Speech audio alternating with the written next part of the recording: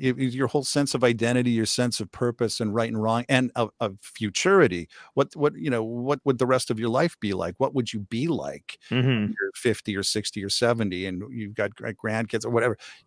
What happens after we die? I mean, so that all implodes. So it dissolves. And so, it's very, very, it's very upsetting. But also back in the real world, I mean, that kind of goes on in your head. But in Sure. the real world, you're losing your friends, you're losing your community. They think you're evil. They don't want to listen to what you've discovered.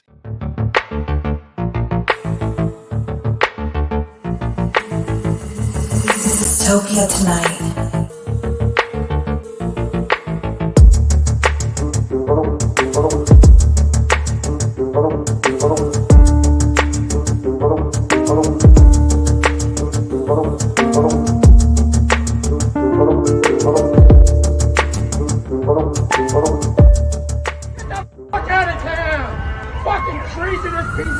Dystopia tonight.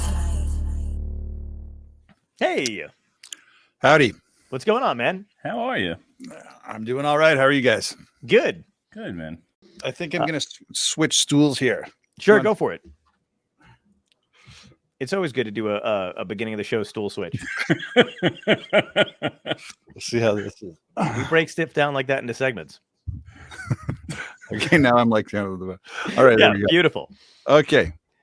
Is it cool? Like, I mean, you started doing this and now you're going out on tour with him. Is it cool to play with your dad? Is it what did you say? It was like something that you started when you were younger, maybe? Like how you got into music?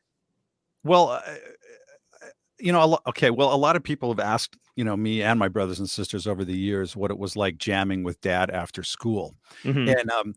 And again, it's particularly so in Canada because Canada is only, 10% the population of the US. And so it's actually quite easy to have some connection, 2 or 3 degrees connection to anybody. Yeah. My sister went to school with a girl who dated, Geddy Lee or something. I mean, you hear all these, the kind of the in Canada stories. So a lot of people in Canada have this image of, what it has to have been like in Randy Bachman's house and with all the kids.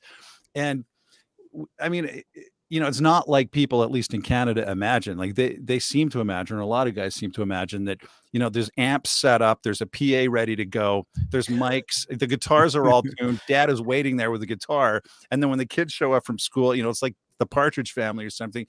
One kid's relegated to tambourine, the other kid's on like organ, and it's a giant family jam session. And it wasn't like that. I mean, there was music playing. Dad was always listening to music of course, in the car and on the home stereo. And he was always noodling on guitar and coming up with new songs, but it wasn't, so it wasn't like we were doing big family jams all the time. Now, just to continue this thought, I mean, every once in a while, there would be something like a sing-along. But as I think about it, I would bet you that there's more traditional sing-alongs in a lot of families than there even was in our house. I mean, because it's like a job, for dad. I'm not saying he didn't like it or anything, but there was that sort of hyper focus on, certainly when I was a little kid, 5, 6, 7 years old, when he was really on top of the world with BTO. I mean, there was that hyper focus. Mm-hmm. He's got to come up with a hit. He's got to make sure that the song that just came out becomes a hit. He's got to write another one in the pipeline. So, there was a kind of professional focus, right, to music from him that you wouldn't get from like a painter who just loves playing CCR songs after work. Right. Yeah, right? Yeah, absolutely. Did you find that you were interested in it right away, or did you have other passions when you were younger and then the music thing kind of slowly leaked in? Well, well, I had lots of interests, but I mean, music was always an interest. Mm-hmm. So it was one of a panorama, if you will, one of a suite of, I mean, I was really into baseball. I mean, and I'm going back to sort of my first phase of life, first 10 years, I guess. I was really into baseball. I liked sports. I watched a lot of football. We lived in Washington at the time, Washington State. I liked, comic books, cartoons, and nice. particular shows. I used to love, so, I liked movies. And so I mean, I had a lot of interests, and I had more interests. I think my dad would agree with this. I had a lot more interest than my dad did. Oh, okay. My dad is really hyper focused on music, but yeah, definitely music was one of my passions.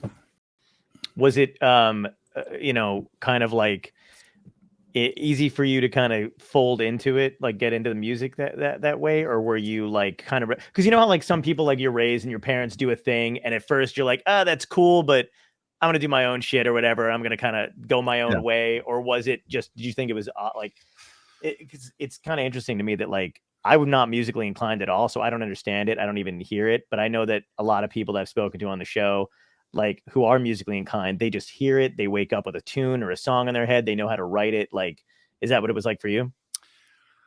Yeah, well, it was actually both things. I mean, like if you grow up in a household where your mom speaks Farsi to you, or, Spanish or something, I mean, you learn how to speak it. And so, it's just sort of in the air. So music was like that for me because, there's always tunes going on. And even though I wasn't sitting there being taught, dad wasn't necessarily teaching me how to play something on guitar. I mean, you're always talking about it and it's always playing and you're always taking it seriously.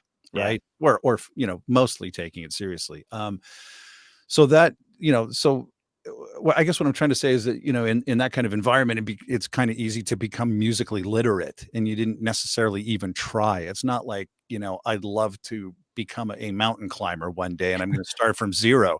Like, there was just never a time when you didn't kind of know how music functioned, how songs functioned, who the big players were. The 50s rock and rollers, 60s British invasion guys, 70s classic rock guys, and so on. So you're sort of born into that world. I mean, on the other hand, there was a time in my life when I wasn't sure that I wanted to pursue music. I mean, after high school, I was concerned about a few things, having to do with the music business, not least because my parents had divorced. And, I was worried that, I didn't really know exactly why they divorced. None of the kids really knew. And it was really upsetting for all of us because we had lived a kind of insular life where it felt like we were on a team and it was a really successful team because, dad was experiencing success. So you kind of are vicariously experiencing that success. Not that there was any sense of snobbery or anything. It was just, this is fun. It's exciting. Dad's on TV again. And, I'm in scouts and she's doing, soccer. My sister's doing, whatever. So it's this kind of rolling, robust, successful family dynamic that suddenly explodes. And so it was really upsetting, as I said. So I was a little bit worried that, maybe it was the music biz, maybe it was, corrupting, and there was no way you could sort of not be corrupted by it, even though I didn't see any real signs of corruption in my dad. It's not like he drank, he didn't smoke, he didn't do drugs. I mean, he might have been the first anti-smoker. Right. I mean, he was just a fanatical anti-smoker. Wow. When everyone smoked. Yeah. Yeah. I mean, it's not That's like incredible. Now. Yeah. I mean, it's not like now. I mean, it's like, right. It's like 1979 or something. Like, the airplane, everyone's smoking on airplanes, everyone's smoking in restaurants. That's a hard thing to push back against. You don't even see anybody in those movies back then. Like, no cigarettes for me. Like, they're literally like every second of every day back then, like smoking. Yeah, and maybe drinking and a lot of. Yeah. I mean, you watch Mad Men, and you're like, this is everyone says I should not like this lifestyle. It just seems sort of vaguely fun for these people. But yeah, so I did go to university for a few years and studied, and that was pretty cool. But eventually I felt confident, I guess I would say. I felt confident enough in myself that I could make a go of it, and that even if I were lucky enough to be successful, I wouldn't turn into a lunatic. And you have to also, last thing on this, you also have to remember that a lot of the folks that my dad knew really damaged themselves with overdoing it with booze and drugs. Sure. Including dying. Right. So yeah. But that's a cool perspective to have, because I don't think you hear it that often, that there is kind of like a stigma that every career in show business have, whether you're an actor, a comedian, or a musician. Like, especially, like, I've been doing stand up for over 16 years, but the first thing you hear about comedy, or comedy in general, is just how kind of corrupt it is, in that it just kind of, everybody's damaged, or like the kind of perception is you have to be fucked up in order to do this thing. I very rarely hear anybody say, I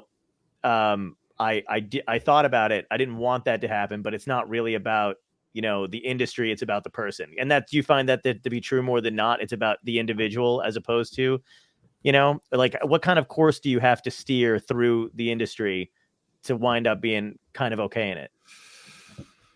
Well, I mean, yeah, that's a good question. Maybe I should ask you what you think. Oh God. I haven't, I'll tell you right now, man, I struggle with it because I'm 37. Well, I don't know why I said that like I didn't know how old I was. I'm like, what am I? How old am I? I think I'm still 22. Yeah, I do Yeah. the same shit. Yeah. I was on stage like a couple weeks ago, and somebody in the audience for some reason was like, "How old are you?" And without missing a beat, I said 28. And I immediately went, "No, I'm not." And I have no idea why I would fucking say that. And I bet that got a laugh though. Oh yeah, totally. Yeah. And you just instantly follow it by "No, I'm not." Yeah, no, I'm not. Like, who the fuck says that?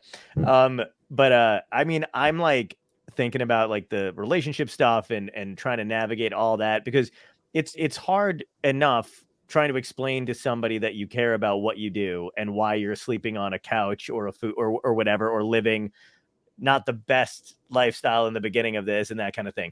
And then I kind of, if you're, I feel like an okay person, you're playing it around in your head. Like, do I want to drag somebody else through this?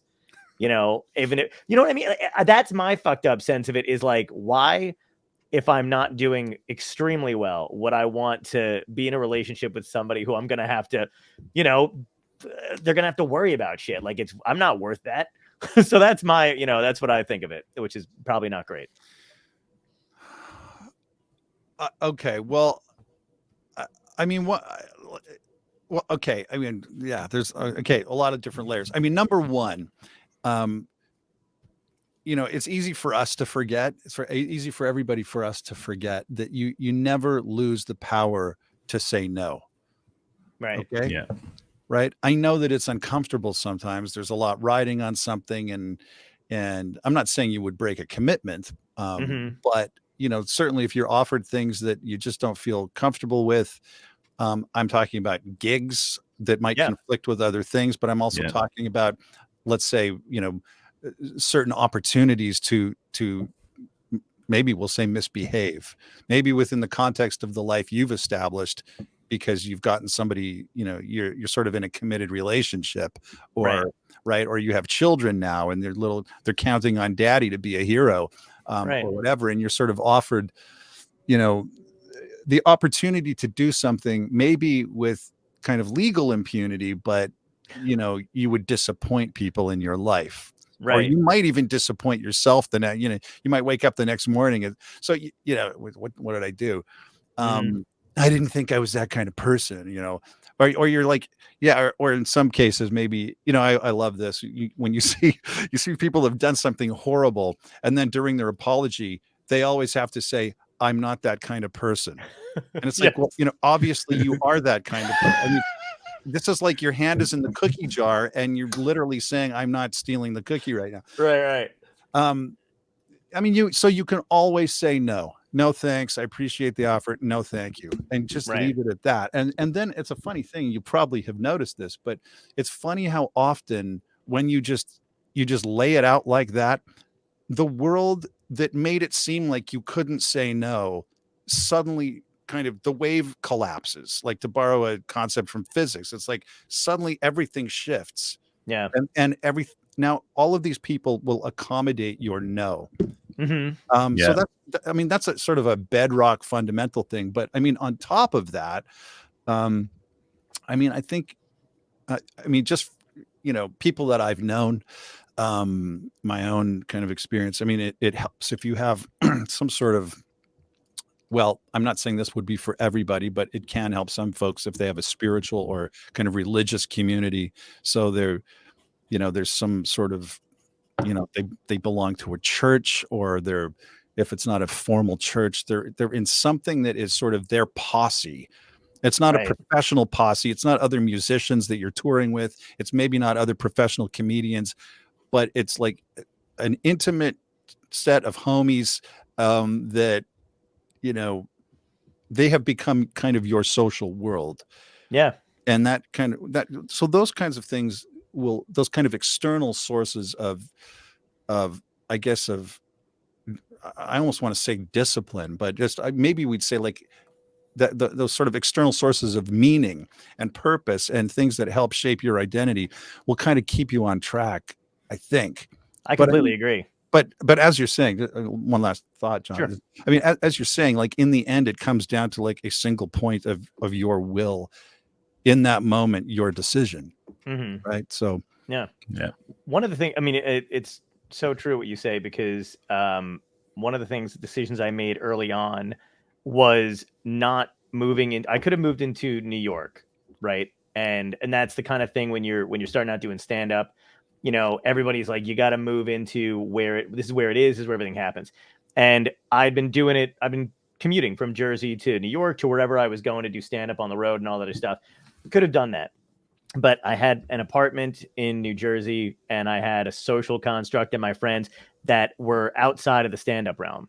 And I remember making a decision like I could do that, and I could be completely immersed by comedy and just be around comedians for the rest of my life, which I do love. I mean, I love, comedians and they're great, but I knew I really am glad I decided to have some normalcy and some kind of, and my friend group around, and that way to escape from it and not be around it all the time. Because I could have I know a lot of guys who were okay, who did that, but I know a lot of people who are just, bitter or like really unhappy, or somehow they fell down the wrong rabbit hole and it was like a thing. And so I always think about that. I always think like, yeah, it was harder to have to travel and to have to do that kind of stuff and kind of be outside of it. But I think I learned how to be more me by being around my friends and family and stuff. Yeah. And also to your point too, how long did it take you to get that perspective? Well, when I kind of moved I quit university early. I was pretty close to graduating, and I later finished up. But when I moved out of that, I mean, I already was very aware of that I didn't want to go nuts. And, by then I had, social attachments that were, depending on me to behave, like a responsible adult. Right.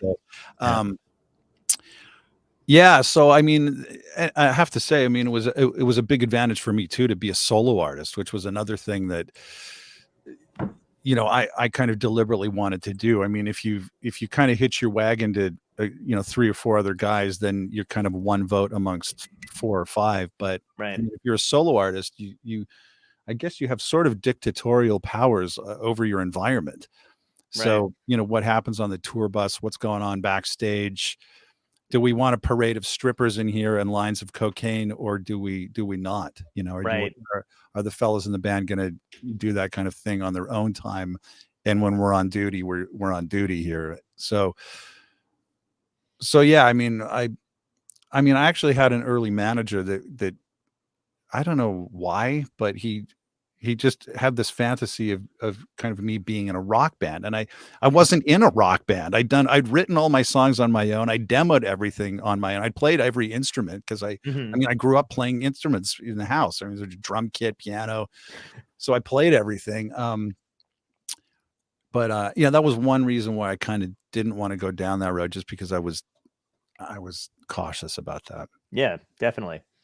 And that the being a solo artist thing, do you find that, because did you like that all the time, or did you kind of go out on the road and see other bands and every now and again be like, I kind of wish I had some other people to fall back on because it's just me? Well,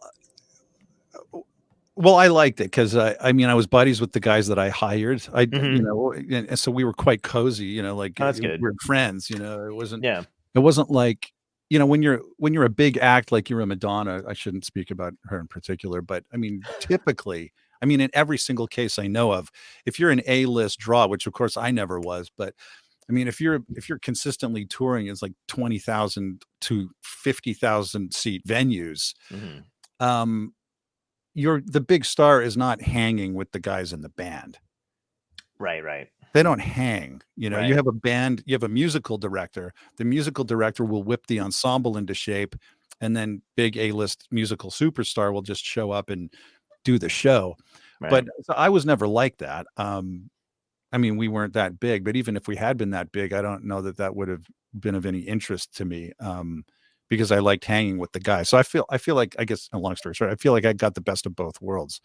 I found great guys, great personalities. That was almost more important to me than technical expertise, because you can always find some nerd who can play, I mean, and by the way, it's not like, it's not, I mean, I was trying to do kind of classic power pop songs. Yeah.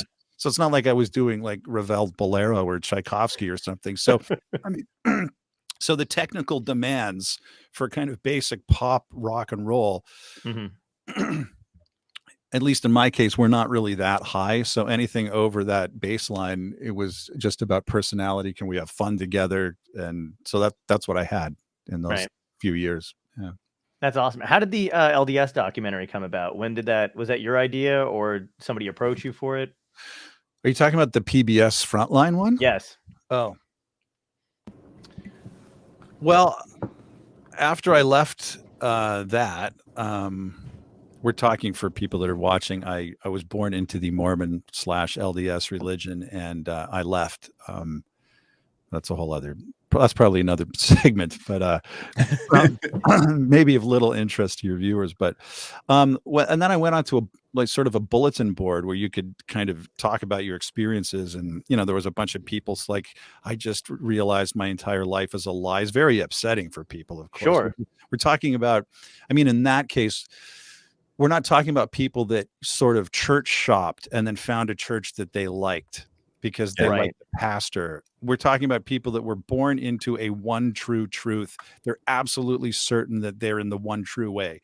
I mean, imagine, and so it's a completely life consuming thing. It's Mhm. like, I mean, this is, decades ago now, but Yeah. so I think the Mormon church has kind of relaxed things now, but certainly, when I was younger, I mean, it was a pretty intense, it was like a Jehovah's Witness thing or a Scientology thing. Like, it kind of takes over your life. Right. So there were, anyway, to get back on track. So people would kind of go on and share their experience, kind of coming to realize that they'd been wrong about these beliefs that were the most important thing to them. How did they find out? Why did they realize that? Well, because the internet helped, because you can now kind of go online and within, an hour, you can absolutely see that the inventor of Mormonism didn't tell the truth about his experiences. Right. I mean, if you have documentary evidence and the guy's contradicted himself like 10 times. Yeah. I was born in Las Vegas. I was born in London. I was born in Istanbul. I mean, Mhm. the guy's like not a reliable source of information about himself. Sure. Yeah. So, so I posted a couple things on there, and the documentary maker, was sort of lurking and looking around, and she saw some of my posts on there and contacted me and said, "Would you like to be in this big?" It was like a PBS Frontline. I think it was a 4-hour thing. It was. Yeah. Yeah. So that was a whole other experience. Yeah. Were you hesitant to say yes at first, or were you on board immediately? Well, if you want to know, I was okay at first. I mean, I'd done a whole bunch of interviews and, because of music. So it's not like it was the first time not that I was particularly good at them, but it's not like I hadn't been in a camera in front of a camera before. Yeah. Right. I said, sure. And I met with the producer or director. She seemed very genial. She seemed open. She seemed sincere. And, well, I'd like to hear more about these experiences. And you mentioned this and that. So she'd done a bit of homework, and, so, I walked away with the impression that, she was doing sort of an impartial look at this, we'll say quirky, I mean, charitably put it, quirky religion. Yeah. And then So I said, yeah, sure, I'll do it. So then months went by and I didn't hear back. And I think they had a funding problem. So the documentary was on hold. They already had Oh, wow. stuff in the can. But so quite a bit of time went by. I don't remember. This was years ago. I don't remember how long. And then out of the blue one day, she contacted me and said, well, we're kicking this back into gear. Would you like to come down, fly down to San Francisco? You can do the interview. And I said, sure. And I think it was the day before we were supposed to do the interview. She called me and she sounded very different. Very different. Right. Okay. Like weirdly, from me, it was like, I mean, so she started to say things like, I don't want anything negative said about Mormonism. Wow. Well, it's not like I wanted to go on and bash Mormonism, Right. I mean, Yeah. there's a lot of great people that, are Mormons or whatever. Right. But you didn't feel the impartialness that you felt originally, just like like where she was trying to show a documentary looking in. Now she was trying to steer you. Well, that was the impression I got. And she was kind of steering me towards only saying supportive things. And that was completely different to what had happened before. And so then I spent that night kind of wondering if I should even show up for the interview the next day. Right. And I decided not to. So I just went to Fisherman's Wharf. I was in San Francisco. I was wandering around. This was like pre-smartphones and stuff. And I don't even know if Facebook was going yet. So it was kind of more difficult to get hold of people. Right. And somehow or other, they'd rented out the Masonic Hall somewhere in the Bay Area to do the interview. And I didn't show up because I didn't want to be part of a puff piece. Yeah. And it seemed like basically she had said the night before that she wanted it to be a puff piece. That was the impression I got.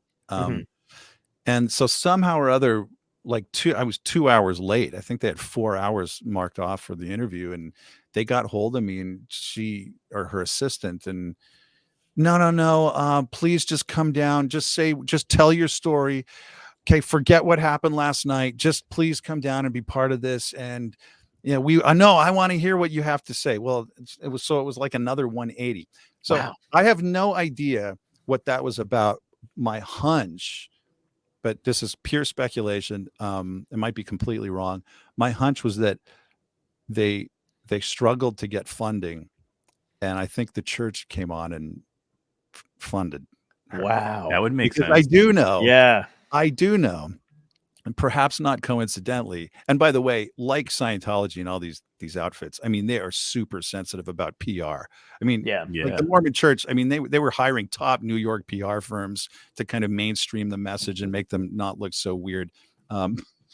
So I did find out that she had been granted, wow, where did this come from? Granted unprecedented access to the leaders of the Mormon Church my God. prior to like her kind of continuing the documentary and bringing me in.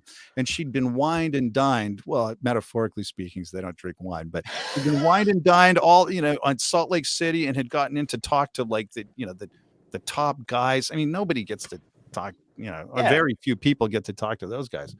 So my guess afterwards was that they'd kicked in the money, given her, they'd seen an opportunity to kind of steer this potentially troublesome documentary in their direction. And this was, by the way, this was before the South Park really went after them, before they just gave up hoping that they could control their public image. So I don't know if that happened. I don't know if the funding thing happened or what, but so I did it. And she put a few minutes in of my chat. So. Oh, wow. Okay. Yeah. That's insane though. That's like some sketchy, like infiltration shit. Like it's almost like, I've heard some similar things about Scientology because I had a friend in Los Angeles that I kind of knew, like whatever, but they had wound up being in Scientology for a bit. And it was like some of the shit on a lower level was like fucking crazy. Yeah. And it's frightening. Well, so what'd she say? Just that there was like that the hierarchy was very real, and like some of those meetings and stuff like that you do have to wind up going to were like very you know, none of this gets out kind of a thing. If you choose to leave, like whatever, like, you know, there's like this and this you're not allowed to say. Like there was like this whole weird breakdown, and she didn't stay very long. She went to like a couple classes, but they were very like I don't know, she said it was like very like white roby, like, you know, kind of like trying to sweep her off her feet kind of a thing. But then also it got very like very restrictive in what she could and couldn't do and who she couldn't see anymore after that. Because I think she was dating somebody and they were like, absolutely not. You will not be seeing anybody in the meantime, like while you're with us, and we, you know, we'll find you somebody like within the church and like all that other shit. And it was like, she said it got really creepy. That was basically like the gist of it. And she got out before it got like way too serious. But I can't even imagine what it's got to be on a whole other level like that. Like, and we Leah Remini stuff. Yeah, we had a friend of the show, another comedian that actually grew up Mormon as well, and he was telling his story similar. Yeah, it is. It's a very weird thing. Did you at all feel like you were, I don't know, threatened or going to be in trouble at anything for speaking out against it or leaving when you left? Did you felt like a little worried at the time? Well, you know, it's a funny thing. I mean, by the time I left, so I sort of had this. Okay, I mean, I didn't realize we're going to get into this, so stop me if it's boring. But no. I mean, I spent. Funny? We have people commenting that this is actually very interesting, that they're enthralled by it. Yeah. Well, I was a very sincere believer. Okay, so I mean, like a lot of people, I had you know experiences that were very moving for me in particular areas. You know, moments of my life, and you know, when you're in a religion like that, you interpret all of those experiences, which you later discover almost everyone else has had. Right. You're not really quite, you can't quite feel that. You interpret all of those experiences as just further proof that you are in the one true way. It is God's only true way. So all of those things just kind of bolster your convictions. So you're just absolutely certain. And so what happened to me is that I won't bore you with the details because they're kind of irrelevant. But one day, well, okay, I volunteered to be the adult Sunday school church. This is like a teacher. This is like 20 something years ago. But so I volunteered to be the adult Sunday school teacher. I was younger than most of the people, but whatever. I thought it would be fun. And so I started to kind of dig into the lessons and prepare the lessons. And I started to find what to me were troubling kind of contradictions in some of Joseph Smith's claims. Right. Okay. Both can't be true. So it's like, you know, George Orwell doublethink, like 1984. Like if A is true, not A can't be true. You know, you can't have, like, so you know, and these were things that, you know, I hadn't actually known about before. So I kind of hadn't been immunized mentally against them. So to me, they, you know, made a big impression. I was like, wait a second, you know, how can that be true if the other thing is true? And so I dug. Well, and I was absolutely confident that I would find an answer, you know, an explanation. After all, my entire life had been based on the one true way. Right. I mean, I was in deep, you know, with family stuff, you know, marriage stuff. I mean, I was really, you know, it was the most important thing in my whole life. So, yeah. And in the past, whenever questions had come up, you know, there's always somebody that'll be like, well, you know, there's some sort of, I want to call them mind games. There's some sort of mind game to keep you in a belief state, but it doesn't strike you necessarily as a mind game at the time, even though it maybe doesn't fully, you know, clear up the confusion, but you're so emotionally, spiritually committed. And there's so much else that seems to be going right. Right. Yeah. There's so many other what appear to be contact points with reality. You know, it's like, oh, wow, you know, we don't drink and I don't have a disease related to drinking. So, you know, wow, that's great. You know, so that's like further proof that I'm in the one true way. Right. Okay. So when you're a believing member, what you don't realize it is just the most important thing for you is to just remain in that mind state of belief. There's the moment you're out of that. I mean, your world would implode. I mean, it dissolves. Yeah. It's just unthinkable. It's literally unthinkable. So when you have a question, you're not thinking like, well, what if this means the entire religion is a fraud? You're just, the first thing you think is like, well, how does this make sense? How could these two things possibly be true? Right. So I go through this for like 2 years where it starts with one little issue. I dive, try to get an answer on that. I ended up actually writing to some of the leaders of the church to get clarification. That's how sincere I was. I was Wow. very, very earnest about it. And of course they have no answer, so I got a little bit of a brush off. So I kept on Right. digging. But every attempt to find a kind of a resolution to the latest problem would just turn up like 3 new problems that had never even occurred to me before. And and I'm like, what, Wow. So after 2 years of this like torturous ordeal, I'm not speaking to anybody about this, because you're not going to go to church and say to your pastor. In the Mormon church, they call them bishops, but you're not going to go say to your congregation's leader, hey, I'm doubting that we're in the one true way. Right. Right. Yeah. I mean, Yeah. it's not like that. In fact, like as some of your viewers will know, once a month, you have a meeting, you have meetings every Sunday in the Mormon church. And one of those meetings every month is what's called a testimony meeting, where it's open mic and anyone from the congregation can get up to the front and sort of profess their faith. Wow. I know beyond a shadow of a doubt that this is God's only true religion. And, so when you step outside of it, it looks like something of a kind of group hypnosis exercise. Okay. Right. But when you're in it, it's a sincere sharing of your conviction, and you might Sure. tell some cool stories and experiences that happen. I prayed and God answered my prayer in this way or whatever. So anyway, after 2 years of this kind of lonely, increasingly torturous, confusing, and disorienting, and actually scary, it's scary ordeal. Like one day I found like this final straw that broke the camel's back, and the jig was up in one moment. It was just, in that moment, it was like Neo at the end of the Matrix, where he, it's like just ones and zeros. Right. Yeah. And I just, in that moment, and it's not like I wanted to get to that moment. I never thought that was even a possibility. I was just trying to find out like what the true explanation was for some of these problems.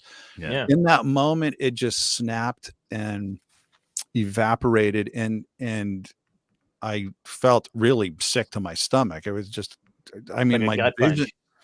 Oh, just, yeah, it was just horrible. And it was, I also felt that in that moment that I could suddenly see how psychologically it had all worked, Mhm. right? Like all the mind games that I never saw as mind games, Yeah. Yeah. I suddenly saw how they worked. And one last thing on this is, in kind of leading up, in the minutes leading up to that one particular moment, I found yet another problem that I'd never heard of with kind of fundamental Mormon truth claims. Right. And I'm like, and when I read about this problem, then my first thought was like, this is a killer. This is devastating. There's no way back from this. I wonder what the church defenders will have said about this, how to explain this away. Because they have, at least at the time, I don't know about now, they employed a team of professional defenders that were like the worst kind of defense attorneys, that were, like the Holy shit. Menendez brothers defense, just like making stuff up to just try Yeah. to keep everyone in a belief state or whatever. And where I'm going is that I thought to myself, I wonder what the pro-church defenders, how they would ever have tried to explain this thing away. Right. And in that moment, I knew exactly what sorts of tricks they were going to play right, in their defense, in their explanation. Yeah. And I was online, and I'm like, in that moment, I thought, I am able to write right now the professional explanation away of this problem, Right. because and I searched, and I found an article from the official Mormon Church magazine from, I think, 1981, where in fact their goon squad, their intellectual goon squad, had addressed this controversy. And of course it was exactly what I thought it was going to be. It was all the same tricks. Wow. Yeah. And that was the moment where it just was over. And I knew it was just over. Yeah. I knew it was a fraud, and my whole life had been based on a fraud. That And had in to some be way so devastating for like your whole world to collapse around you, right? Like the yeah, well, structures. in all these really important ways, it means you're a fraud. Yeah. You didn't Right. even know you were a fraud. Your whole sense of identity, your sense of purpose and right and wrong, and of futurity. What what would the rest of your life be like? What would you be like Hmm. when you're 50 or 60 or 70 and you've got grandkids or whatever? You know, what happens after we die? I mean, so that all implodes. So it dissolves. And so, it's very, very, it's very upsetting. But also back in the real world, I mean, that kind of goes on in your head. But in Sure. the real world, you're losing your friends, you're losing your community. They think you're evil. They don't want to listen to what you've discovered. Right. Yeah. Most of these people don't. Yeah.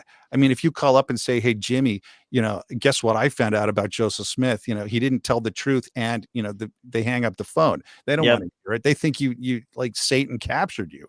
Yeah. The cognitive dissonance is too hard for them to Yeah, process. don't want to hear it. Did it cause like tremendous strife with like your family and like your close circle? Yes. Yes. Yeah. Let's leave it at that. But, Yeah. Yeah, no worries. but back to your original question, John.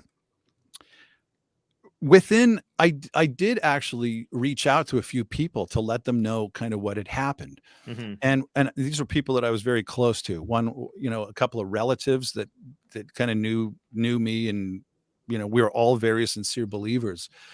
And I didn't call up to say, "Hey, you should leave the Mormon church." I would never even presume to say that. Right. Because for all I knew, I mean, in that moment, I felt like I didn't know anything except that, Mormonism was a fraud. Sure. That it wasn't what it claimed to be. But I did call up and say, "Hey, I'm leaving the church. I'm leaving the church, and Wow. if you'd like to know why, I can tell you." So literally within probably a week and a half of me leaving, as a result of just me reaching out to people that I was close to, I counted it up. I think it was 45 people left in the Holy shit. Pacific Northwest area, and they were like stalwart members. These are not like Wow. marginal guys that like drink beer on Saturday and then go to church on Sunday. These were Yeah. like leaders. We were all serving leadership positions. I wasn't only the adult Sunday school teacher, I was also helping run the congregation. Right. So it might be, so to answer your question, is that nobody came after me physically or anything like Mhm. that. And there was no threat of anything like that. But nobody, the odd thing is typically when you leave the Mormon church, they try to, they call it like fellowship you back in. So they try to reach out to you and invite you to find out what your problems were, and they assume that you're just confused or you're struggling with sin, and you're Right. kind of you're kind of shifting blame over to God's only true religion to kind of feel better about your sin. Wow. And nobody did that for me. One guy came over once on his own to try to talk to me about that, but there was no that institutional effort to pull me back in. So I don't know if it was that they didn't care because I wasn't on the radar screen, or that people were wigged out that I might infect them with like the satanic falsehoods. And I was like, Do you think there's a possibility they knew what you knew? Like they knew exactly what you were telling other people, and they were like, he knows way too much. Like there's no bringing this guy back. I don't know. I don't know. I never went back to church. And the one thing that did happen was anonymous guys set about to destroy my character online. Wow. Okay. So they would go onto blogs and make up, I have to say, they were very well done. I mean, these lies were really, they sounded convincing. I mean, Right. if I had not been me, I might have believed them. I mean, it was like scary. I mean, seriously, it's like scary. I'm like, what the, I'm like reading this thing, and it's like, Tal is not, Tal was never the devout member that people say he was. I've been over to his house many times when he, when he lived here. Well, it's like, I actually lived there. Okay. So you got that right. So, Yeah. I mean, Yeah. so there's all these kinds of like corroborating details. I'm like, what the, like, who is this? But the claims are false. Now you want to talk about evil. That is malicious. Yeah. Yeah. I mean, that is malicious. I mean, it wasn't fabricated out of whole cloth. There was enough sort of pegs that were there that you could, so if somebody kind of knew me, they'd be like, yeah, well, this guy's obviously telling the truth. Right. But the real core of the claims was false. And it was everything from like personal things that were like just absurd personal things that were trying to embarrass me, that had no basis in reality, to kind of more nefarious things. And none of it was true. I was a completely devout.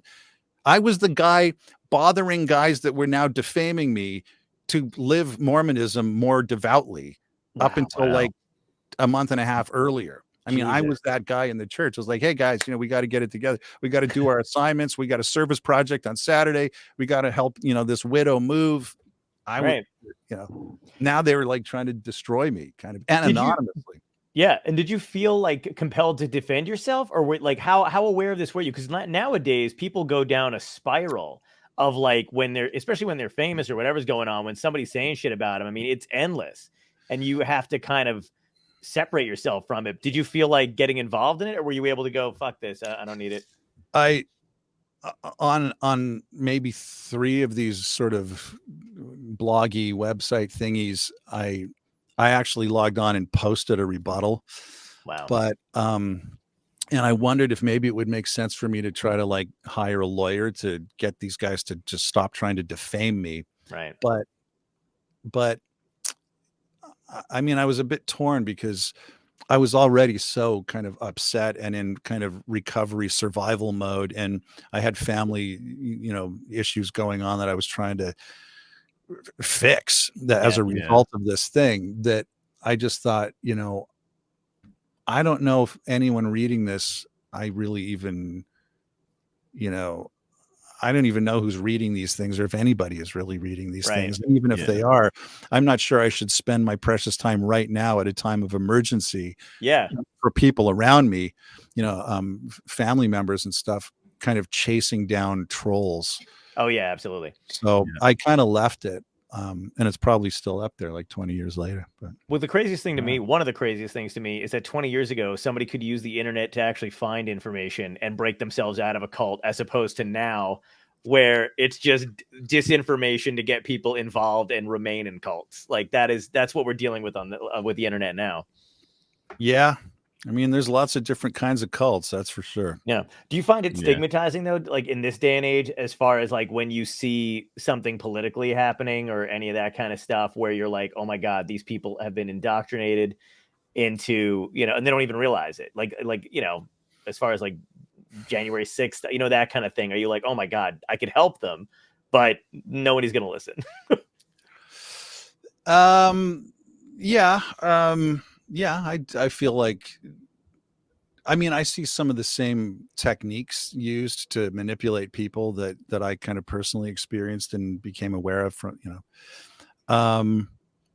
and sometimes that actually kind of helps me get through to people, because I can sort of disable like a bomb, the apparatus, that's kind of been implanted into their heads. Right. Yeah. One of my best friends is an ex-Jehovah's Witness. And through like the last 4 years of like, political strife and everything going on, like it's been, it's definitely stirred some stuff up in him, as far as like he remembers, just indoctrination, family stuff and all that other shit. And then now he's kind of seeing it play out, and it really like it freaks him out and bugs him, because he's like, he feels like he could see everything that's happening to people, and you can't do anything about it. Yeah. Well, I mean, okay. Well, one thing that one kind of little thing that I developed when it came to Mormon stuff was that, well, first of all, I mean, just to wrap up with the Mormon stuff before we move on, but I mean, it seemed to me like, well, okay, let me back up. So I'm trying to calm myself down. I got like a million thoughts going on in my head. I hear you, man. I get it. And we all think like that. It's okay. Exactly. It's overwhelming. Yeah. Yoga for the next 5 seconds. But we'll take a commercial break. Yeah. Like... Well, I know people that when it's not like, people that have never been involved in something like this don't understand that you're not just leaving congregation and then maybe moving to another congregation or not going anymore. It's way beyond that.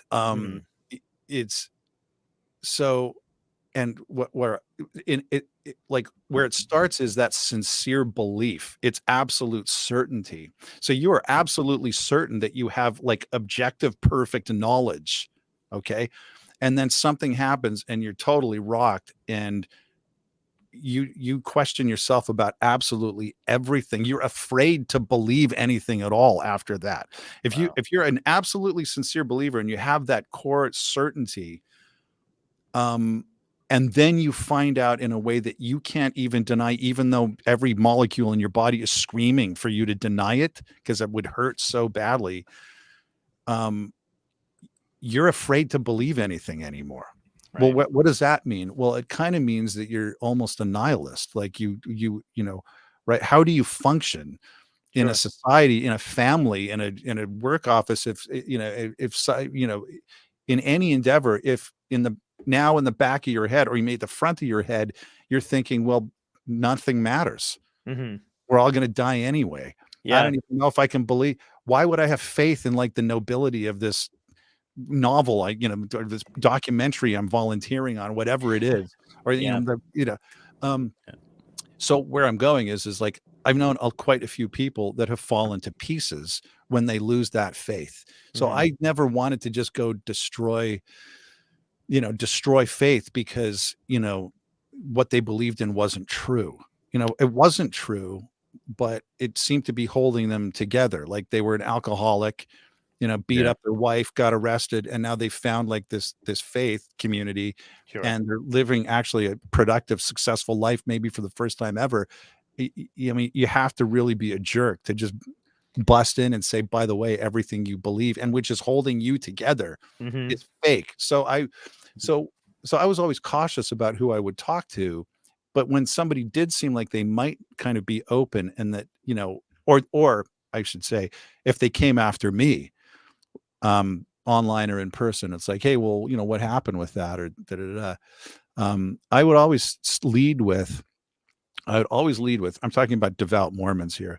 I would lead with, before we go on, let me ask you a question. It's hypothetical. If by some crazy chance Mormonism were not what it claimed to be, would you want to know? Wow. So I'm not saying it's not, because then they can't have, their reflexes don't kick in. I'm not saying it's not what it claims to be. I'm asking you to step outside of yourself for 1 second and just answer me that question. After all, if you found out it wasn't what it claimed to be, you might lose your husband or your wife, your kids, your job if you live in Utah. It would just be absolute. And I would say, like, most of those people, it shuts them up right away.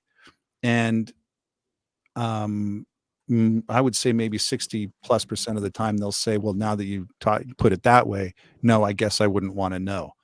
And then that's the end of the conversation. Yeah.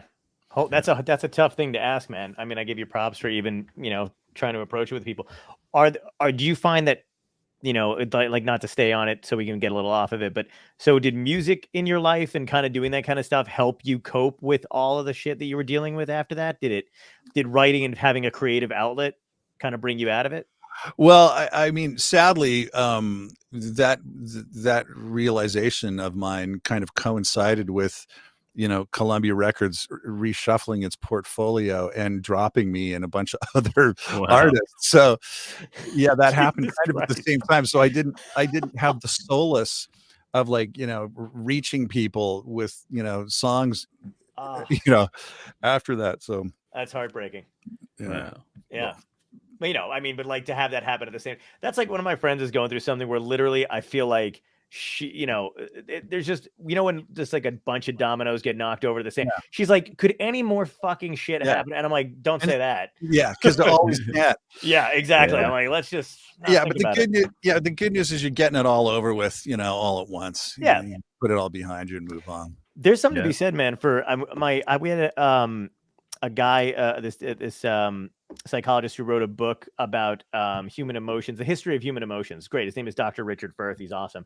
And we were kind of talking about resilience in people and how it's really something that's not terribly understood very well yet. We don't know what makes somebody particularly resilient or not. We just know that some people are able to do something like what you did, which is pull yourself out of a situation, because that takes a lot of mental energy to go, my foundation of the world I'm in is crumbling. I have to know more. Like, you could have stopped at any time researching this shit and just gone like, forget it, and pulled out. But instead you were like, no, I need to know more. And you could have not told 45 people about it. You could have kept it to yourself and jumped ship. That's a lot of resilience, man. That's a lot of strength. And I don't know how long it took you to realize that about yourself, but I think that's pretty impressive, man. It's not a lot of people can do that. Well, thanks, I guess. Yeah, I had asked myself that question. Yeah. A day or two prior to my big moment, Mm-hmm. and I couldn't immediately answer it. I was landscaping my yard at the time. I was putting in a pond, and I just remember, it was like hour after hour of like digging and just kind of mulling over whether I would even want to know. Like, what if I was completely wrong and we've kind of been brainwashed and we didn't even realize it because it was going on since birth. And after like a few days, I'd sort of said, yeah, I guess I would want to know, come what may. Yeah. And then it was like a day later, it was just like, wow. It's incredible, man. I do want to talk to you about, go ahead. I had a quick question, just as we transition back over towards a little more towards music, because like when you were going through all of this, I feel like that lifestyle didn't coincide with like that pop rock lifestyle, right? So you were very like, did you ever feel any type of regret for not living that rock and roll lifestyle while you were going through it, or no? Well, not for that reason. I remained, an observant Mormon through that entire period. I don't know. I guess I can't say I regret not going berserk. I don't know. Yeah, that's a good question. I mean, to answer it honestly, I would have to bring other people into the conversation and, mention them. And I don't know if I want to do that, but no worries. You can keep that for an off-air convo another time. No worries. Yeah. I guess it's crossed my mind a few times, but yeah.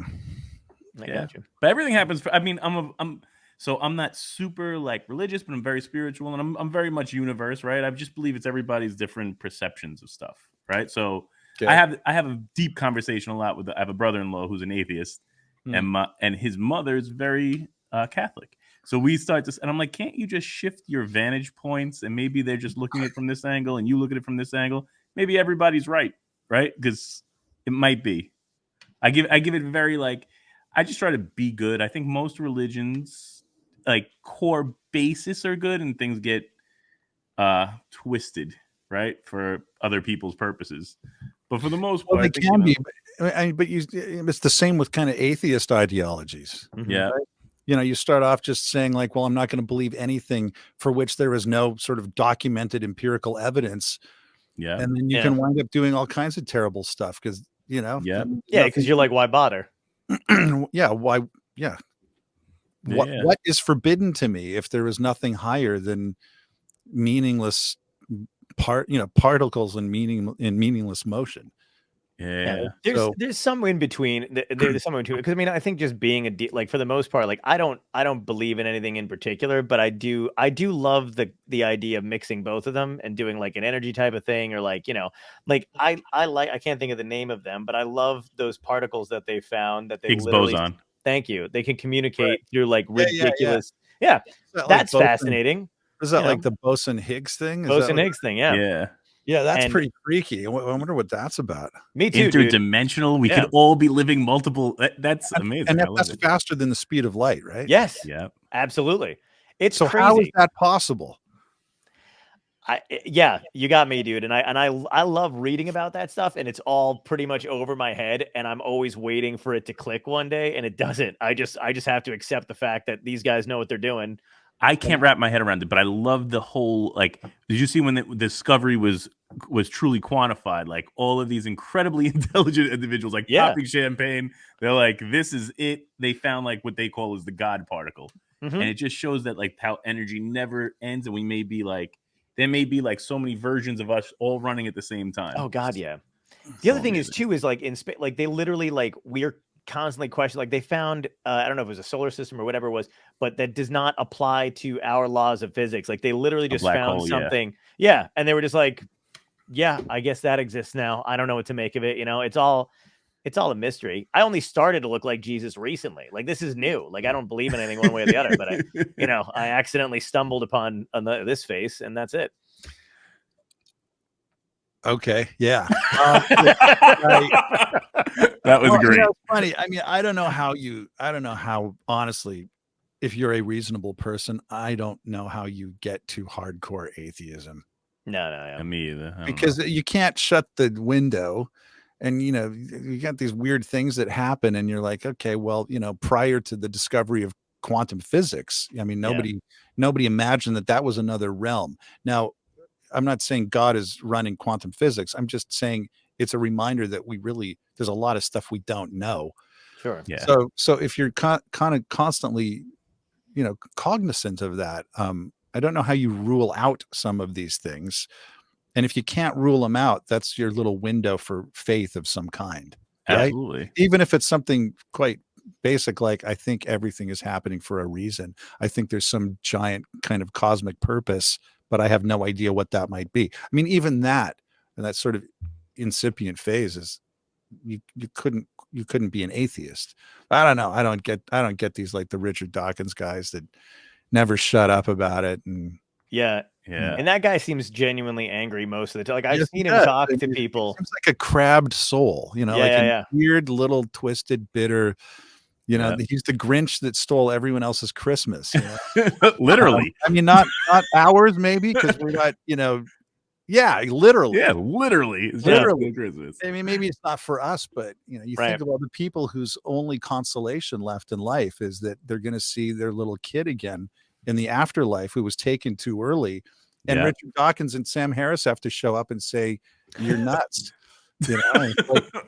They did start going door to door, from what I understand. They were during the pandemic. They were like, "This is all meaningless." And their door to door is going from TV interview to TV interview, right, reaching millions of people.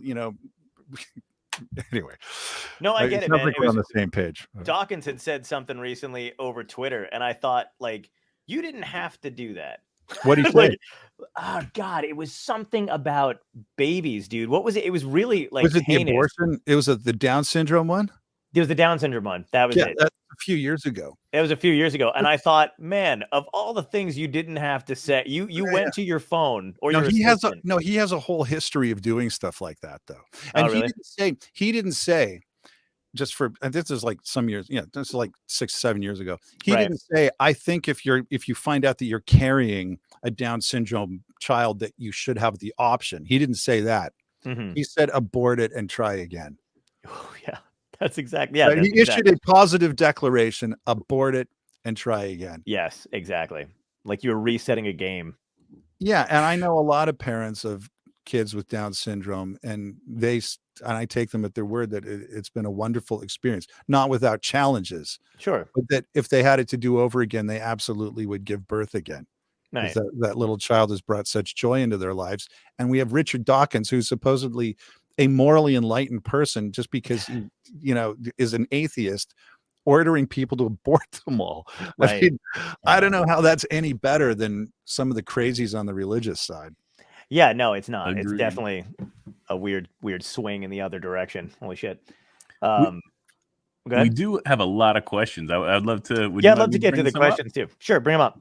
Yeah, just because it's actually, I thought it was you, Tal, because this gentleman's name is Tal Bachman 865 is his handle. He says, I'll ask it again. Tal, did you get to play the Gretsch after you guys got it back?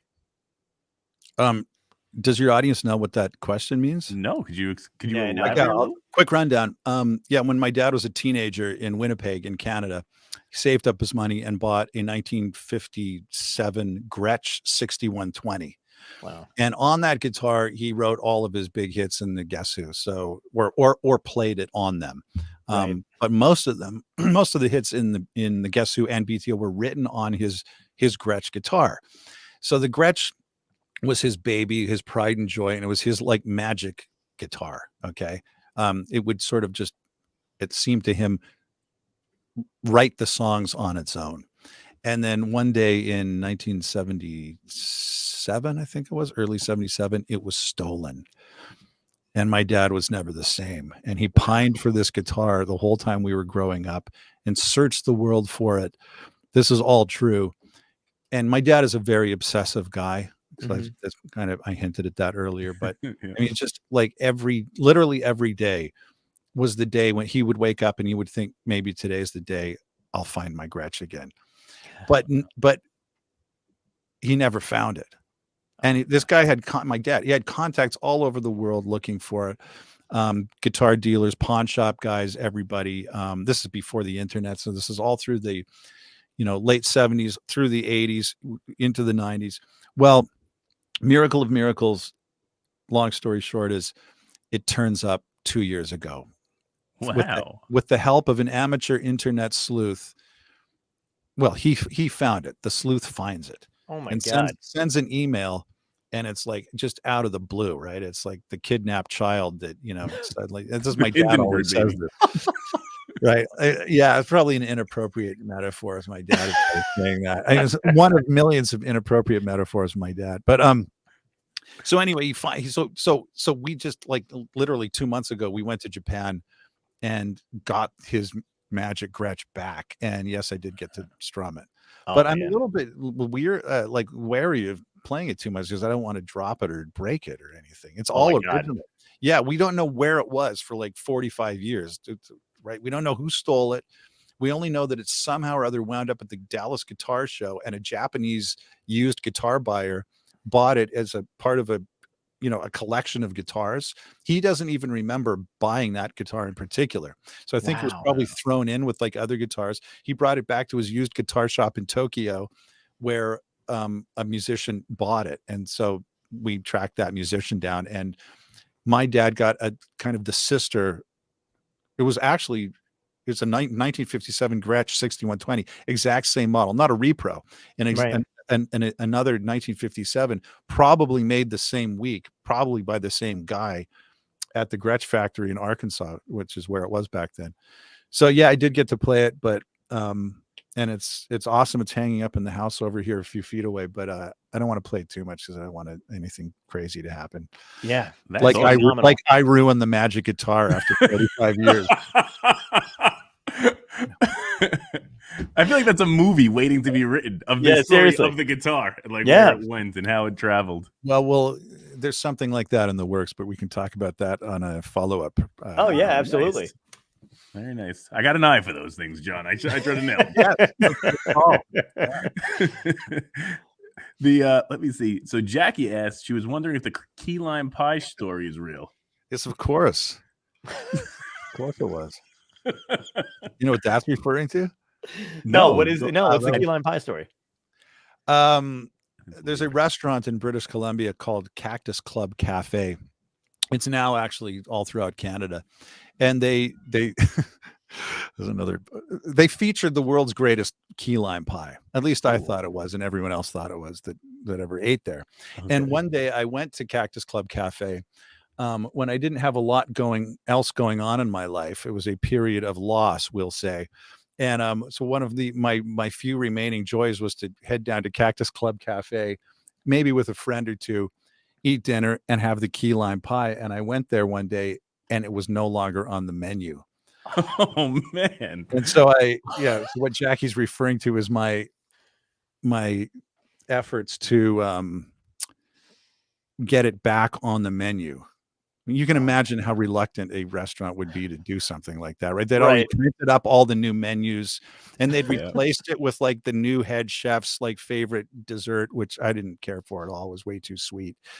But by that time, this was maybe 10 years ago, I was playing a lot of rugby. So I had all my rugby buddies who were always game for all kinds of crazy things. We all sort of coordinated a internet, emails, phone calls to customer service through, screened numbers. I would do different accents. Moved here from Scotland, and I can't believe it. It took it off the menu. I'd call like a couple hours later as a Nigerian or whatever. So we had, and I coordinated call schedules. You can tell how little I had going on in my life. I coordinated call schedules from people, and I had Facebook friends that wanted to kind of go along and help us do this that had never even eaten at Cactus Club Cafe. So I had Confederates. And it's funny, the management this is in Victoria, British Columbia, is kind of where I was, where I've been living. So they all knew that I was going to try to get it back on the menu. Right. And they were all shocked too, because it was the classic thing, right? Like if it's awesome, they stop making it. It's like what, so the manager was like, yeah, I don't know why they took this off as one of our best sellers. I don't get it. nobody gets it. We're all in shock, right? And so we did this thing for like a month or something. I didn't know if it was working. And so it was like 4 or 5 weeks later, I happened to walk into Cactus Club, and the manager was like, when I kind of knew the people there. And when I walked in, he kind of turned around and noticed me, and he was like, dude. And I was like, what? Like, dude, freaking did it, dude. I'm like, what? The key lime pie? He's like, dude, we just got the new menus. And they put it back on, and it's still on. Oh now, my God. Now, I'm not saying I was the only person to complain or do anything that extensive. Maybe there were others. I mean, I haven't heard of any, but anyway, yeah, that's true. That pie is the same as your dad's guitar. It's the same thing.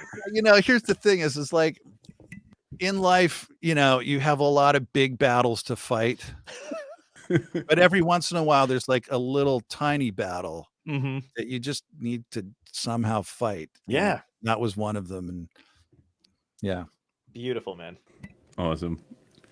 Jaggy also asked why Aeroplane isn't on iTunes or Spotify. I noticed that too. Yeah. That's a good question. Yeah. I don't know. I think I must have a CD of it somewhere that like with the mastered thing that we probably can upload it. I don't know. I mean, by the time I sent that song down to the movie makers, that was for American Pie Bandcamp. Yeah. For direct to DVD or something. But no, it was. But by the time I did that, I mean, I didn't even have a record deal. So I just sent the recording down. I somehow or other, I got sort of connected with the guy that was putting the movie together. And he said, do you have any songs? And I was like, yeah, I mean, I got a bunch. What are you looking for? Well, something like this, something like that. So I sent down like 2 or 3 songs, I think. And they flipped over Aeroplane. And then they rewrote the whole ending of that movie to be around Aeroplane. Wow. But like I said, my professional stuff was in such disarray at the time that I don't even know if it came out properly. I mean, I got a check for it being in the movie, so I was happy. And Spotify didn't exist at the time, but I guess I could just upload it. Yeah. Oh yeah. Please Hopefully do. Get another check. Can't hurt. It is kind of weird because it is one of those things I think that's only exclusive to the soundtrack. I don't know if there's an exclusivity to the soundtrack, but there's a couple songs like that where for some reason they're not anywhere else to be found, but they're only on like a random movie soundtrack, and that's it. Well, I guess that's one of them. Yeah, but upload it definitely. Now we're all like, do it now, right? And then I wanted to know, like, what was it like? Finally, like, was this collaboration with your father like time in the making, or did this just hit you and you were like, let's do it? Well, I actually pitched the idea a long time ago, like 2006 or something, like 15 or 16 years ago. And I mean, it was only a couple of years after Aeroplane had been in that American Pie movie. And then I think She's So High was put into a couple of Hollywood movies. And then it was, it had a resurgence in Europe. So I was still sort of on the radar screen, sort of, if not me, at least the song was. And because I never really broke as an artist. It was really just the song took on a life of its own. But everybody in the world sings Yes. that song. Like when you Yeah, say the title of it, they start Yeah, I mean, singing it like out loud. I could walk into my own concerts through the front door and no one would even know recognize me. They just knew the song, right? So, Sure, yeah. but I mean, I had songs that I felt like were out there enough so that could sort of be an interesting hook, so that if Dad and I did a father-son album together, which as far as I knew then, and I still don't know, nobody had really done. Like certainly Bob and Jacob Dylan have never done that. Leonard Cohen and Adam Cohen never did that. Right. Yeah. Chris Stills and Steven Stills have never done that. I mean, none of these guys have ever done that. I don't know why, but Yeah. I said to Dad, let's do a laid back Saturday night. It's sort of Nashville Skyline, early Eagles, so it's not going to sound like a power pop record from a guy with like multiple personality disorder, which is like what I wanted my album to sound like. I wanted like the album that She's So High was on. I wanted it to sound like an old Queen record where you had like, rock songs, love songs, pop songs, novelty songs, maybe, although I don't think I had a comedy song, but there was like a wide, array of approaches. It's like that album that Bohemian Rhapsody is on, the Queen record, Night at the Opera. Like they're all over the place, and nobody was doing those. So I was like, well, I don't want to do that. And I said to my dad, I'm like, you did a jazz record, you did all your BTO kind of rock and roll records. You've never done, I've never done just something that's laid back, acousticy. It's a little bit, Beck's Mutations. It's a bit Bob Dylan, Nashville Skyline. Like a non-insane person would put on this album on a Saturday night, light a fire, open up a bottle of red, and you just listen to let's do that kind of record. So it's almost like Americana, a bit rootsy. And at the time he was doing other stuff, and I don't know if the manager didn't think it was a good idea. I actually even wrote up like a marketing plan. I'm like, Dad, this is like a no-brainer. I mean, certainly in Canada it would be a no-brainer because by then he had a successful CBC radio show. So I'm like, well, you could promote this album on CBC on radio, which has a huge following in Canada, percentage-wise of the population. But anyway, for some reason, it wasn't there. Dad's camp didn't want to do it or whatever. So when COVID hit, all the gigs were canceled, all the plans were canceled, so everything stops. And I just brought it up again. I still had the name, right? I was just like, we'll just call it Bachman and Bachman. It's father and son. We could do a sort of a laid back story and song theater tour if we're lucky enough for a song or two to hit and actually get radio play. And it's just something new. So we started to like play each other songs that we had from the past that we'd written either alone or with other people. And then we also wrote a few together. So we have an album in the can. But along the lines of what you suggested, Tom, with the guitar, we're kind of working on a documentary, and the album would be part of that documentary. So we're hoping to time the release of those things. So with luck, that should be like second quarter next year. Beautiful, man. That's awesome. What are your writing processes like? I mean, you versus your dad, is it similar? Do you find they gel well together, or? Well, yeah. I mean, if Dad and I sit down to write a song, I mean, either one of us will have sort of a pre-existing idea. So that could be a title, it could be just a concept, or it could be like a little chord progression or a little bit of melody. And then we'll just sort of, work on that. I mean, my dad likes to work very quickly. So it's a lot about speed for him. Wow. And I tend naturally to just be a little bit more methodical. I mean, it's great when you can write a song in 20 minutes, but it's difficult for me if it's like, if we get a thing done in 20 minutes and it just seems like something could be like the third verse isn't quite making it, I want to spend an extra 15 minutes or whatever.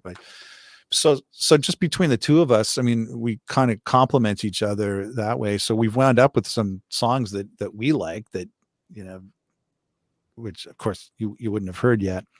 But when it comes to like just solo rights on our own, I mean, I guess it's the same thing. Sometimes you come up with a title and then the title kind of suddenly brings forth a melody, and then you just write the whole song to set up that melody, the hook. Yeah. Other times, I mean, we'll put it like this. I mean, I don't know if it's like this in comedy, but sometimes if you're kind of out of ideas, you'll look at another song as a template. So I don't know if comedians do this with like pattern. Absolutely. Right. So you would be filling in gaps. You're not copying the Right. other guy's rap, but you would be, I'm just imagining this as I go. So I'm imagining I'm a comedian, but you just set up the timing, right? So you could kind of like, it's the original comedy, 4-minute comedy thing might have been about a laundromat, and you've made it about flying on an airplane after COVID. Yep. Right? But all the kind of, so sometimes you do that. Now that sounds like mechanical and kind of crass, but you know, you wind up with a brand new song. The melody's not the same. The chords are different. You've tweaked it as you go, but you've looked at another song or maybe 3 as kind of template or reference points. So sometimes you put it together like that. Other times they just come like bolts out of the blue, and you have like an entire song appears in your head. Wow. The big challenge is how do you get it out there so that a million people hear it and are touched by it? Yep. Every idiot can upload their album to YouTube. I mean, every guy in the world now. It's like, yeah, I just finished my album. I mean, I don't know about you guys. Yeah. It's like 80% of your buddies have an album. Oh, absolutely. Dude, my comedian buddies and I talk about the same shit all the time. Now with Instagram and like Reels, like you don't have to be good. You can just post your fucking reel with no laughter in the background and no joke, but because your camera work is good and you look great, people don't even understand that there's no skill involved in that. It just happens. On that note, I've watched a number of kind of comedy vids like on social media. Yeah. And it's like 812 comments, you know, within 3 hours of it being published. It's like, OMG, hilarious. Yeah. This girl's my favorite. Yeah. Okay. It's like laugh emojis. And I'm listening to the thing. There is like not one remotely funny thing in the entire thing. And I'm like, who are these people that think that these comedians are funny? Man, I know comedy, man. I was like, I've been going like comedy shows my whole life. You know, I mean, like I would like as a kid, I went to go see Jay Leno, long before he was on the Tonight Show. Yeah, that's cool. And he was like friggin', you know, he was a beast. I mean, I think he still is. Yeah, he was 10 out of 10 as a stand-up comedian. Stephen Wright years ago, ago, 10 out of 10. And I'm like watching these things. I'm like, I don't think I'm like comedically challenged. This is so horrifically. This is anti-comedy. Yep. I'm so glad you said that, dude, because it really makes me wonder the same shit. I'll see the same thing, like endless likes and comments and all this shit. And I'm like, maybe I'm just a piece of shit. Like maybe I'm just too. Am I bitter? Like I know. Yeah. But I mean, who are these people that are? Who are these people? Who are these people? Are daring to say these comedians are funny when they're not even remotely funny? These people are our enemies. I'm glad we agree on that. We need to do something about this. Completely agree, man. 100%. So freaking irritating though, because here's another thing. Okay, let me just get this off my chest about comedy. Here's another thing. You being obscene is not necessarily funny. Okay. Right. I mean, okay. Like this is not a new complaint. I'm sure. I mean, obscene things can be funny. Sure. Maybe they should be funny. They certainly can be funny. They're not necessarily funny. So if you're relying only on obscene, like scatological or sexual things, and you're relying on drunken idiots, I'm sorry, you're garbage as a comedian. You're no good. You're friggin' no good. Anyway. No, I agree, man. And it's like that too. The funny thing that I've learned too is that, you know, people are very good now at picking up cadence or a pattern. So you don't even have to do the work to be a comic. Yeah. You're just like, I can figure out the rhythm a little bit there. And the Yeah. pre-programmed audience mistakes that as a funny joke. Dude, 100%. And then Right? you're like, and the worst part is as when you're when you have to, like, as I've been doing this for a long time, I can take any venue, I can do whatever the hell it is. But like when somebody sees bad comedy, and I'm sure it's probably the same way when it's bad music or whatever, but when they see bad comedy and they're used to it, they either hate you because they're like, who are you coming in with your material and your, you know, whatever the hell it is, and they don't want to see it. Or oddly enough, sometimes it'll be the flip of that. Like when someone's shitty and then you get on stage and you do your thing, they're like, oh, this is fucking hilarious. Like, this is great. You know what I mean? Like, but oftentimes if it's bad comedy in an area, that's all they're used to. That's all they know. They don't know why you're not talking about scatological stuff. They're like, why aren't you edgy enough to be talking about shitting on somebody's chest? Why not? Like, you know what I mean? And you're like, I don't know. That's not what I do. It's not it's really weird, man. It's a bummer. It's hard to fight against. Well, you know, it's funny. When I went, this is like, I was like 14 or something when I saw Jay Leno one night. And I'm not saying this should occur at all. Mhm. I mean, jokes that sort of deal with those, you know, like sexual intimacy or really, I mean, that can be very funny. Those are often Sure. are uncomfortable things to talk about. It's a skill. And it's nice to take a break and just kind of laugh at the folly that is humanity, right? Yeah. Some of the odd things we do. So I'm not saying that Jay should be followed in this respect necessarily, but I will say that he did like 2 solid hours Mhm. and there wasn't one toilet or sex joke. Right. And this was the 80s. Now, I don't know if this was his wife is like, I understand is kind of a very sensitive about these kinds of things. Yes. Yes. So I don't know if he was doing that Mavis. because Mavis was, you know, was going to like beat him up or so. I don't know what was going on. She is very violent. She's got a temper. No one knows that, but you never know. But that chin of his is swelling just from constant. That was from the cast iron pan. Yeah. I don't. Anyway, but so I mean, to be able to do that, it's like playing an entire rock concert without ever playing an A chord or something. It's like, how'd you do that? I didn't even miss it. Yeah. It's like Seinfeld, man. When I've seen him, you know, obviously in the clubs and stuff like that in New York, but you know, when I went to see him, he just popped in and just crushed for an hour, and you just feel like it's so funny because you see those guys and they're huge, and even the ones that, like, you know, I can't think of who said it exactly, but somebody, you know, it is not. I believe this fully. It's not easy to get a laugh with cursing or doing anything like that. Like it is a skill. Like Carlin used to say that, like, you know, it's like making a stew and there's just seasoning, but you can't just go up there and people literally think that you just go on stage and then you start talking about that kind of stuff and it's instant belly laughs. And it's like, no, man, like there's some Shecky Green in there mixed in. You gotta punch and set up. Well, at least it's all salt. At least it shouldn't be. Yeah, I mean, if it is, like, we're living in an even greater dystopia than we think. If it's actually turning into that, I mean, if you can just show up and start dropping F-bombs, which, from what I can see, a lot of these guys do.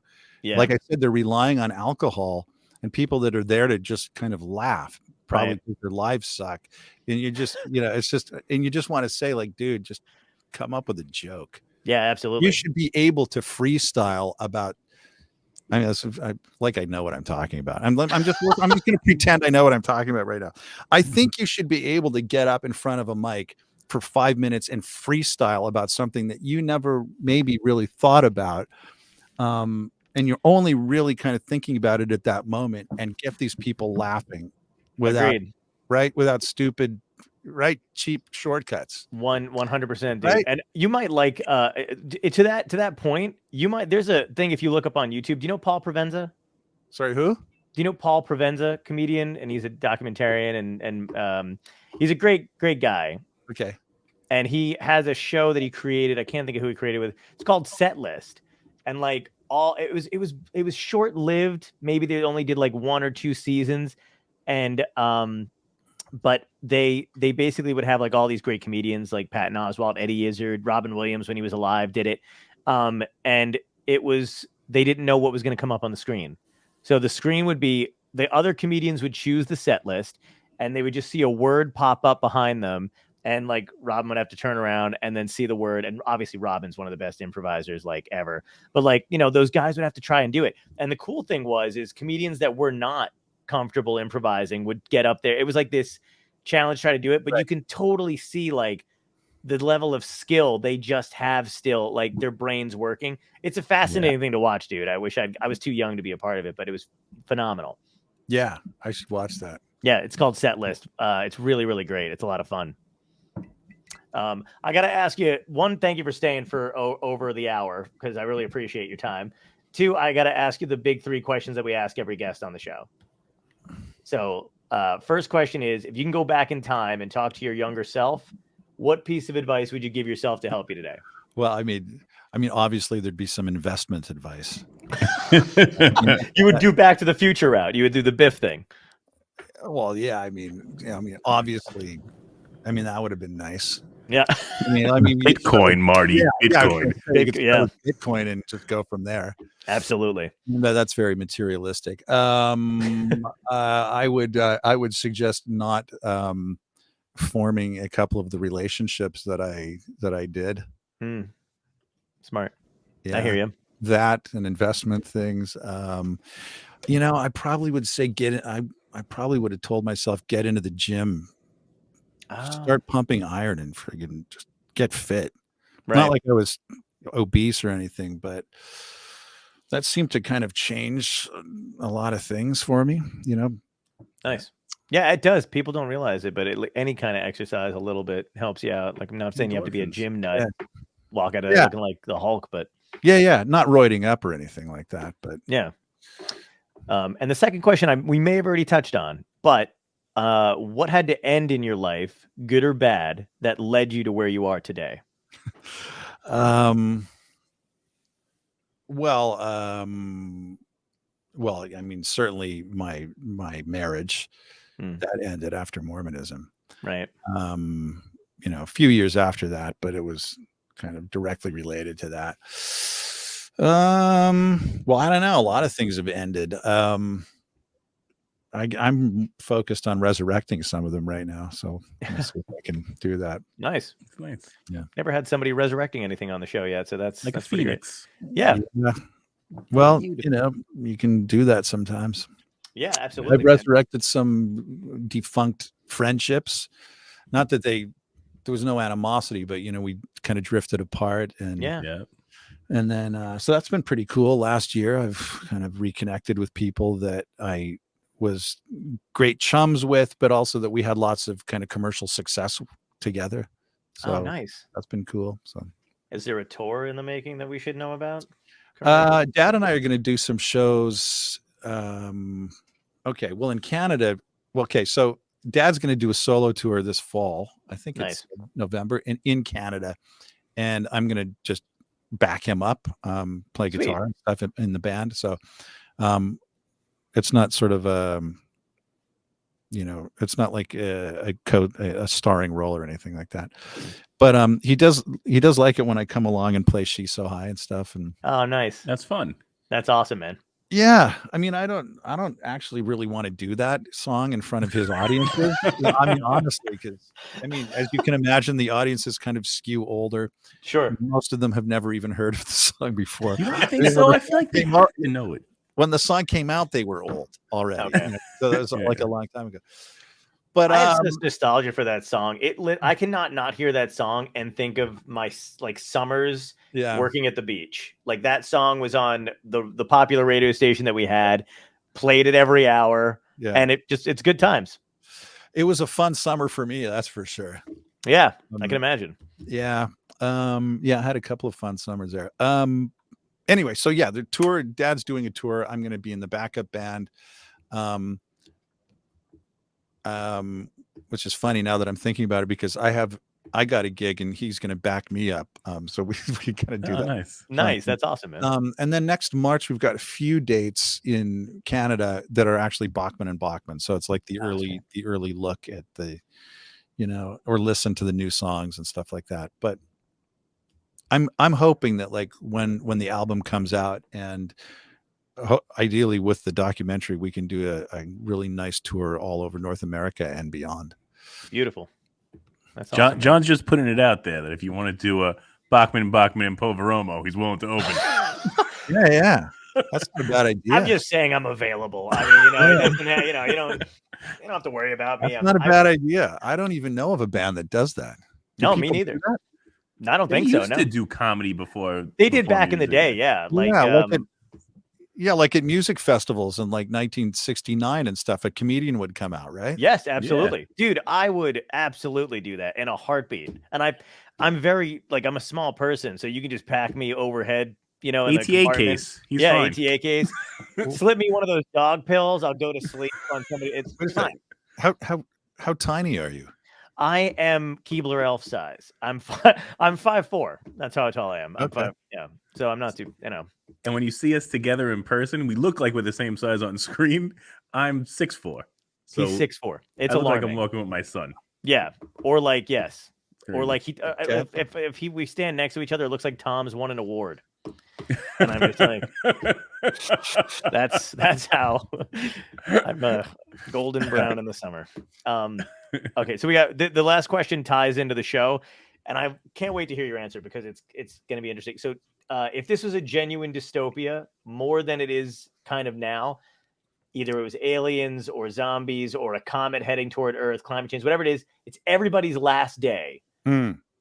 How are you going to spend it? What would be your epic death? Well, I really liked playing rugby, and in a weird sort of way, I longed for glorious death on the rugby pitch at that time of my life. I had visions like flying through the air, like slamming the ball down in the try area, shouting freedom like William Wallace on Braveheart, and then it's just everything goes black, So that would be pretty fun. And I haven't jumped into a game since the last game before the COVID lockdowns. I mean, I'd have to get back into kind of cardio shape, certainly, and hit the gym for 6 weeks. But so if I had 6 weeks, actually, you know what? I would jump into the game. It wouldn't matter anyway, right? As the comet's going to hit. Yeah. The next day, I could just jump into the game. So that would be pretty fun. Oh my Play God. some music with my lady. Yeah. And have a beef barbecue. Oh, beautiful, man. Nice. I want to go. I think I want to go to his epic death party. Like, that's pretty great. I would think there would have to be a key lime pie to close it out. That's too. right. The closer. Yes. Yeah, the key lime pie is the last scene. Now that I'm thinking about it, actually, I've lived that day quite a few times. So I guess there's not really that much difference between, that and the last day of my life. So Awesome, man. Poetic. Beautiful. All right. Well, thank you so much. Do you want to play? Do you want to? Okay, I got to play this for you. Do you have it queued up, Tom? I can do it. I can make it happen. We never do this, but your key lime pie story reminded me of a Larry Miller. You know Larry Miller, comedian? No. You might recognize him. Yeah, but he's got a great pie joke. I was going to say it, but I can't do it justice. Do you have a minute to watch this? Yeah. All right, great. Play it, Tom. Okay, put it on. In World War II has a piece of the most delicious Bavarian cream pie he's ever tasted. Years later, he's back in America, of course, he's raised a family, they're all out of the house. He finds out he's terminally ill. He thinks to himself, I'm going to go back to that little cafe in Belgium and get a piece of Bavarian cream pie before I die. He takes out all his money, books passage on an ocean liner. Halfway across, they hit an iceberg. He sinks, grabs hold of a spar, and manages to float, the only survivor, float to a desert island. There's no desert island in the North Atlantic, but you just go with it. He gets to a desert island. He's alive, but he realizes he's never going to get a piece of that pie. He straps together the bamboo poles and makes a raft with strips of his shirt and starts to paddle to Europe. Sharks attack him, eat his legs. He manages to get to the Europe beach. They got one. He gets to the Europe beach. He pulls himself up, pass through the trees to a road. He has to grab the bumper of a slow-moving bus that says on top, Belgium, the M17, the crosstown, across Europe. It goes right across Europe. He's bumping along, and he sees up ahead the town he remembers from his youth. And he lets go at the right moment and tumbles into the town square, and he heads for the cafe. And he goes in, and he's very near death, as you can imagine. The waiter at the counter comes up to him and says, "Can I help you?" And he says, with all the effort he can muster, "Please give me a piece of your Bavarian cream pie." And the waiter says, "Gee, we're all out of Bavarian cream pie." And he says, "I'll have peach."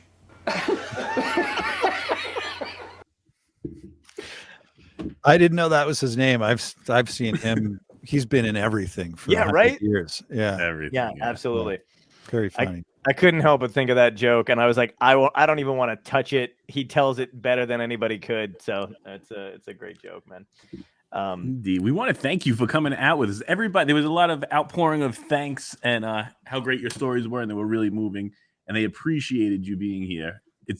Let me pull up. Jackie said it too. This is fascinating. It means a lot that you're willing to share it. Thank you, Tal. So All right, yeah, thanks for having me. Too. Thank you, man. We really Thanks so much for appreciate coming it. on, dude. It was a blast. I'm hoping me and John can get up to Canada during this Bachman and Bachman tour, so we get a piece of key lime pie and we can check you guys out. I've love never Canada. been to Canada, so What? I'd love to go. I've never been. You've never had a DUI, right? No. Okay. All right, we can go then. That was a weird question. You know how many times I've gone to Canada with people and they're like, "Oh, we'll be fine," and you get like on a train through the car. If you have any type of like felony or DWI, you're going. Oh home. wow, no. Thankfully, Yeah. no. Yeah. I've seen people get. I was on a bachelor party. The best man at the bachelor party we were going on train for it. The guy who was getting married, his best man and his brother got kicked off of the train and sent back home on a bus. He's like, "We're still going. It's my bachelor party." So this really happened. Two last things. You shouldn't try to bring any kind of weed, because even though it's legal in Canada, I'm not saying that you two ever would do anything like that. But I have heard of people that are just like shocked that they can't bring stuff like that across the border because it's legal. And the other thing is, firearms. So, I mean, because I've always lived near the border. Last thing before we go, but yeah, I mean, it happens over and over and over again. The guys from Texas or Idaho or even Washington or Oregon, they're in the RV and they show up at the Canadian border. And of course, these guys are like, "Are you carrying any firearms?" And the answer is, "Well, of course. We would never go anywhere. I would never go anywhere without my shotgun and my 22." And right. And of course, they can't bring firearms into Canada. It's actually a different country with different firearms rules. Yeah. So, makes sense. Those are my 2 tips for getting into Canada. And all right, much great. Better weed. Now we know. I'm just gonna wear my John Candy T-shirt. Have my Tal Bachman CDs. Yeah. Perfect. It'll be great. Thanks so much, man. I really appreciate you coming on and talking to us. Yeah. All right. Thanks for having me. Yep. Thanks, Take care. man. Have a All good right. one. See ya.